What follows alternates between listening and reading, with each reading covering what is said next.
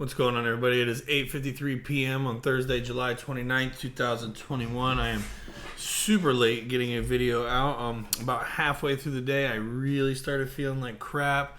My temperature shot up to 102, and I have been in bed with a hoodie and sweatpants on trying to shake this, but I didn't want to not put out something, especially with my channel being back. I felt like obligated to get on here and pump something out. Ripple and SBI collaborate to launch on-demand liquidity in Japan and XRP SURGES. So, for those of you who don't know, Ripple offers several different services. They offer like RippleNet, they ODL. They're getting ready to start doing this loan thing. Well, the only one that really has a major impact, to my knowledge, into price action would be the ODL, because it would have to be basically purchased from exchanges and then used and then put back in exchanges, yada yada yada. That's a very weak explanation, but this expanded partnership will see SBI Remit connect with Coins.ph and digital asset exchange platform SBI VC Trade on RippleNet for faster and more affordable cross-border payments from Japan to the Philippines. This is Ripple's first on-demand liquidity service implementation in Japan, setting the stage to drive more adoption of crypto-enabled services in the region. By leveraging the digital asset XRP to eliminate pre-funding, the two companies can also free up capital and accelerate the expansion of their own payments business. So this is a cool article. I'll put this in the description. Big stuff. This is why we're seeing price action right now. And the rest of this video is going to be kind of why we're going to see some more price action. So I thought this was interesting. DIA put this out and he said, it's a small world. Bitcoin and Dogecoin are distractions. Pay attention. And they start talking about OpenAI. I'm not sure how familiar you guys are with some of that stuff, but Tesla's really getting into AI, which of course you'll see Elon Musk there. What's interesting is Jed McCaleb is also on here, right? So he's got a couple things from OpenAI. Here's representative clients from Gross and Belsky, which is an attorney firm. Elon is there. Jed McCaleb there again, and there's a few interesting people on here that I saw, but those are the two that we're going to point out. Obviously, the Stellar Development Foundation is also on here. It's interesting that the Burning Man project is on here. Anyway, then it goes on to say, when you look into OpenAI, it's just talking about more of the artificial intelligence when it was founded, and there's Elon again, and he's just talking about it being a small world. What he goes into next is he says, I think something's been missing in the SEC drama. Not only has Jed McCaleb been left alone, Stripe is about to IPO with the SEC's help with 1 to 2 billion XLM on their books. Is the SEC asking any questions about that? Forget the Bitcoin distraction. So then you go in here and you start looking into the investors of Stripe. You got Elon Musk, Peter Thiel. This is all PayPal Mafia stuff here. Worth reading. I left the board several years ago. In 4+ years, Stripe has said very little about Stellar in public and has not sold a single lumen. Line in question says we'd like to see substantive, non-speculative usage growth. Goes on, this is a little more recent. Exclusive online payments firm Stripe takes first step toward blockbuster listing. Sources. And Stripe considered working with Jed McCaleb when Stripe attempted to buy Ripple Labs. After that deal fell through and McCaleb left Ripple, Stripe gave $3 million to the Stellar Development Foundation in exchange for 2 billion lumens. Any net profits from the sale of Stripe's lumens would be returned to SDF. So there's definitely some teamwork going on here. I do find it interesting. Stripe tries to buy Ripple, that falls through. Jed leaves, they start dealing with him. The SEC's helping Stripe, along the way, not asking any questions, while meanwhile hammering Ripple. So I do think that's all interesting. To get off of that for just a second, listen to what Elizabeth Warren had to say. This is, the narrative keeps flip-flopping everywhere. I originally thought she was here to just destroy crypto altogether. But listen to what she says here. As an idea, is this something that you think personally has a great future? And is this something that you think may disrupt the financial industry in a positive way? So, look, right now, one of the things that I think is very interesting is digital currency. Goodness knows that there has been an enormous failure by the big banks to reach consumers all across the country. Talk about the people, the millions of people who are unbanked or underbanked, who are paying way too much just to be able to have their paychecks cashed or to be able to pay their utility bills and their rents, just to try to get a little edge into the financial system because they don't have standard checking accounts.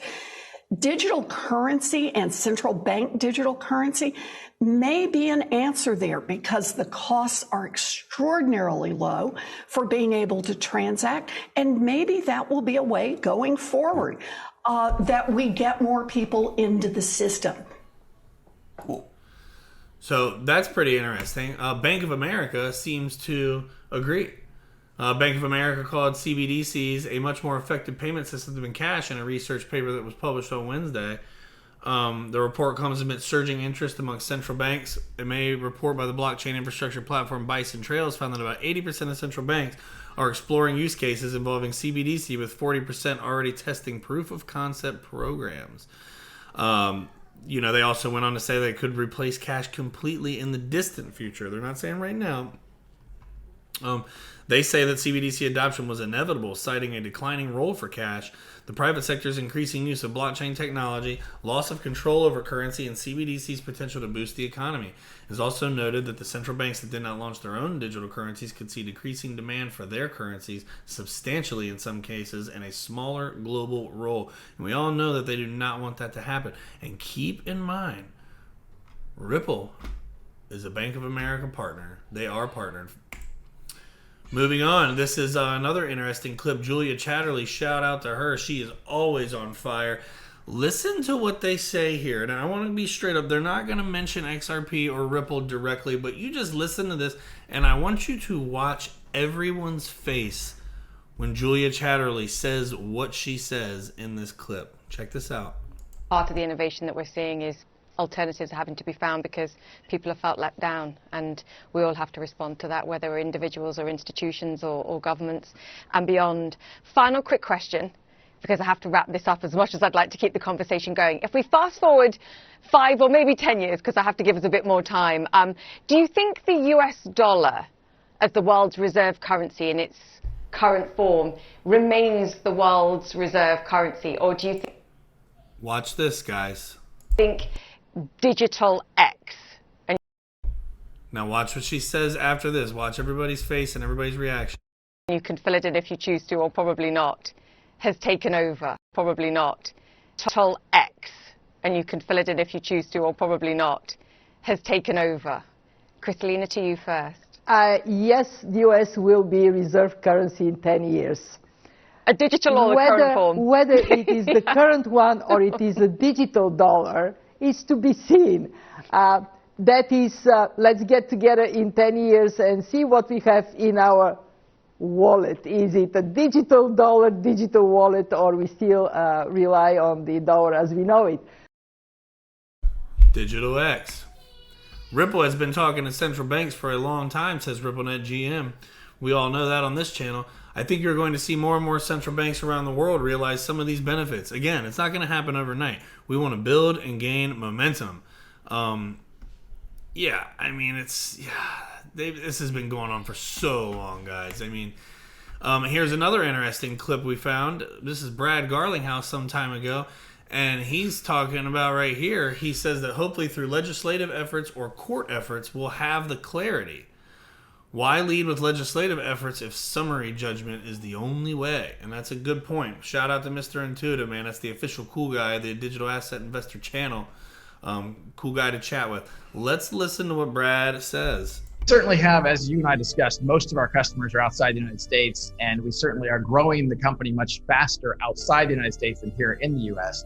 I'm hopeful that we'll get to closure here in the U.S. and, either through legislative efforts or through court efforts, we'll have that clarity and certainty to allow us to continue to invest in blockchain and crypto industry here domestically. Excellent. It's all part of the plan, guys. Here you got BitBoy, who just got his account suspended ever since right after he starts pumping XRP on his channel, he gets suspended with over 1 million subscribers. I don't know if he fell victim to the same algorithmic error that YouTube's claiming that I did or what, but it happened to him too. So listen to what he says. XRP is going to be one of the best gainers for 2021. Once all the legal FUD clears out, XRP is going to rip. Sitting at less than 80 cents as of the recording of this video, it's definitely still a steal. Buying XRP because I see its upside. There's so much behind the scenes happening with XRP and its integration with the digital currency group.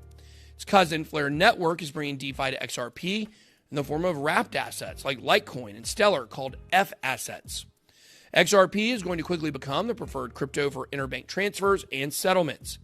So much momentum, I can see XRP easily breaking $15, peaking out around $22. So if you've been able to scoop up some XRP, you will not be disappointed if you hold. None of this, of course, is financial advice. I'm just watching what the whales are doing. Call me a whale watcher. I'm not going to call you anything other than BitBoy. Anyway, XRP price surges 40% over the past week, thanks mostly to futures platforms, says analyst. Indeed, open interest rose by 100 million since then, while 18 whales holding over 1 million XRP have left the network. Ripple speculators are back. This is interesting stuff. I'm not going to go over this whole article, but make sure you check this out if it's of interest to you. I wonder what happened behind closed doors. For once, there was no report that the Sunshine meeting was canceled. So as far as we all know, let's see, about 7 hours ago, this was supposed to have taken place. So who knows? And what I always find interesting is when you look at the matters to be considered, it says, where's it at? Institution and settlement of injunctive actions, institution and settlement of administrative proceedings, resolution of litigation claims, and other matters relating to examinations and enforcement proceedings. I think Ripple versus SEC falls under all of these. I have a hard time believing it was not discussed. Everything's coming ahead. Gensler was supposed to release his answer to Senator Warren yesterday. I have still not seen anything about that.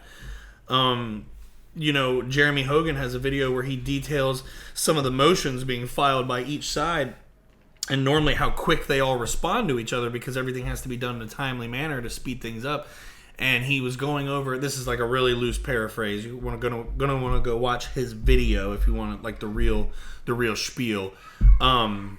He basically goes over how with the final couple motions that were filed, because Ripple didn't even respond, which is really unusual for them. They have 23 lawyers, I believe, is the final count. It would have been like a 3-page response, like not even like anything that was painstaking to put together, yet they have chosen not to. And there's a lot of speculation right now. It said that they really fought tooth and nail to keep Hinman off the stand for the deposition. There's been no reporting that the deposition actually happened either. There's been no transcripts released and nothing. Granted, a lot of that would be censored because it's not privy, but there still should be some sort of transcription to just touch on it lightly. There should be something, and there isn't. So it's kind of leading a lot of people to think like maybe, they came out and said they came to an agreement after wanting to quash it that would prevent them from having to invoke the privilege thing that while he was being questioned. So it just leads you to think, is there a settlement being discussed right now? I don't know. That is 100% speculation, but I mean, I've been feeling like that's what's coming all along. All these things are lining up. I don't care what anybody says. That's just what it feels like to me. None of what I say on this channel is financial advice, investment advice, tax advice, nothing of that sort whatsoever. You shouldn't make any decisions based on anything I say. You should do all of your own research. But this is interesting. Something else that's interesting to hop off that for a moment is the Global ID has started a XRP Army group, and if you join it by 9 a.m. tomorrow or before 5,000 members hit, you will get an early access to the XRP card before it's opened up to the general public next week. I made it in time. Global ID is super cool. I suggest you guys go check it out. You can basically create a digital ID that is linked to all your social media accounts. You can link it to banking. You can link it to a COVID thing if you have a COVID vaccine card. You can link it to college degrees. I got my ID and passports and all that stuff linked on there. My social medias are linked on there. Bank accounts, everything. Biometrics with my face, all that stuff. And it's really cool. This is Greg Kidd, who you could probably, and again, this is not financial advice, but you could probably, this is speculation again, you could probably invest in anything with Greg Kidd's name on it and make a ton of money. So That's how I feel about anything he's got going on. The beautiful thing about this is as we progress further into the digital age, I think stuff like this will become very mainstream, where your ID will essentially be housed, in a digital wallet, more or less, and whenever you need to provide it, it will be as simple as like sharing a QR code or something like that. Definitely go check this out. It's super cool. You can link it to your Uphold, and then it acts as a wallet, and you can do all kinds of stuff from there. I did not mean to open that, but we'll scroll, get paid by Brave real quick, and we're out of there. And then here's some more reasons why I think price action will continue. I've had this channel here for this accumulation on the Wyckoff marked off for, a while now. This is going all the way back to the beginning of the year, which, I didn't have my channel then, so I probably created this somewhere in this region, but I just saw if this was Wyckoff, this is what would happen. After you consolidate for a while, it would be time to, or accumulate, I guess you would say, it would be time to distribute again, which means you're going back up. With that being said, these lines that I had marked off, it's fighting right there. I mean, plain as day. This is where, if you pull this up, it's been stuck there 1, 2, 3 days, and then a day before all that, 2 days before all that, it had punched above as well. So once we get above there and we start closing above that line, which is basically, it's 4,001 or 40,146. So I think once we close above like 41, I think there will be significant price action. And again, this is speculation. None of it's advice of any type, form, whatever. Another chart that is doing all kinds of awesome stuff right now is the Ethereum chart. It has breached the 702. Typically when you see it breach the 702, it's got the 786 but this is a good sign for us to be bullish and on the way up out of here.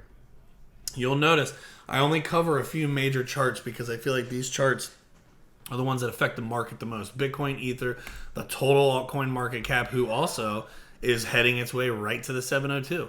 Look at this, just green. It's, it's rocking and rolling. It's kind of paused here at this 800 billion range, and the 702 is at 825, and then the 786 is at 865. Well, 860 basically. I've been telling some friends of mine, once we get above 850 and we can maintain that, I think that's going to be a big zone for us. Jumping down here to the XRP chart, we have blasted through the 618, 702, 786, and the 1. It's just plowing on through here with all this news. So if a settlement is issued, I saw somebody speculating about it earlier. You could see the settlement be announced. 72 hours later, you would see exchanges start to relist.